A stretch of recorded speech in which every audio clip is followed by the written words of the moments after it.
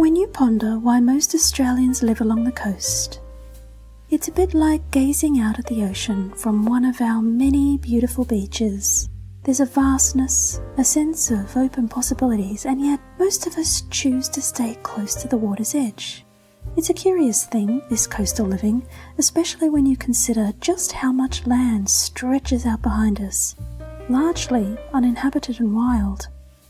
Let's muse over this for a moment. Australia, this island continent of ours, is the world's 6th largest country by total land area.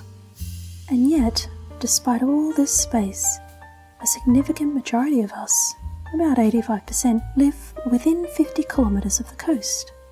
Why is that, you might wonder? Well, first there's the historical aspect. When Europeans first arrived, they stuck to the coast, mainly because that's where they landed. These coastal areas offered easier access to trade, better climate conditions, and the resources were more abundant and accessible compared to the harsher interior. But it's not just history that keeps us clinging to the coast. The Australian interior, known as the outback, is a land of extreme conditions. It's a vast, arid landscape where water is scarce and the climate can be harsh and unforgiving. Living in such conditions poses significant challenges, from water supply to transportation, from agriculture to just the sheer isolation. Speaking of agriculture, let's wander into an interesting anecdote about the sheer scale of things in Australia.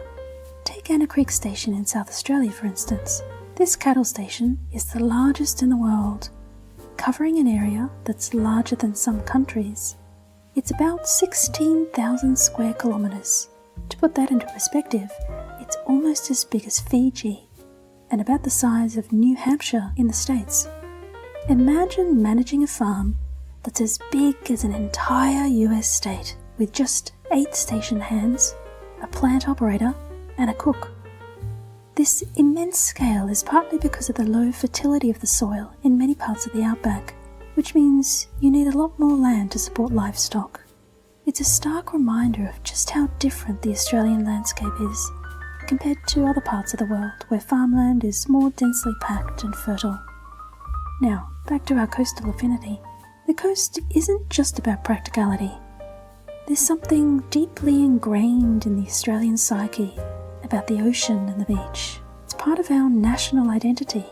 The beach represents leisure, a laid-back lifestyle, and a connection to nature that's hard to find elsewhere. It's where families gather on weekends, where grommets learn to surf, and where many of us find a moment of peace listening to the waves.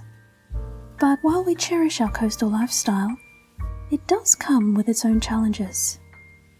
As cities like Sydney, Melbourne, and Brisbane grow, they face issues like urban sprawl, housing affordability, and environmental concerns. And then there's the effect of climate change, particularly rising sea levels, which is a significant concern for a nation that lives so close to the water's edge. In many ways, our coastal living is a balancing act. It's about managing the growth and health of our cities while protecting the natural beauty that makes them so special. It's about remembering that beyond the beaches and the bustling coastal cities, there's a whole other Australia, vast, quiet, and waiting to be acknowledged. So, why do most Australians live on the coast? It's a mix of history, practicality, and a deep-seated love for the ocean. It's about the lifestyle that the coast offers and the challenges the interior presents. And while the outback holds a special place in our national identity, romanticised in literature, films and songs, it remains a place wherein few of us venture to live. The Australian way of life, with its emphasis on the outdoors, the beach and the sun, is something many of us wouldn't trade for the world. And yet there's a beauty and a mystery to the vast unpopulated parts of our country that can't be overlooked.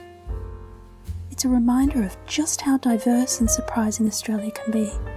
In the end, whether we're lounging on the sandy shores of Bondi Beach or gazing out at the endless horizon in the outback, there's a sense of being part of something vast and beautiful, a landscape that shapes who we are even in its emptiness. And that, in itself, is a bit of a wonder, isn't it?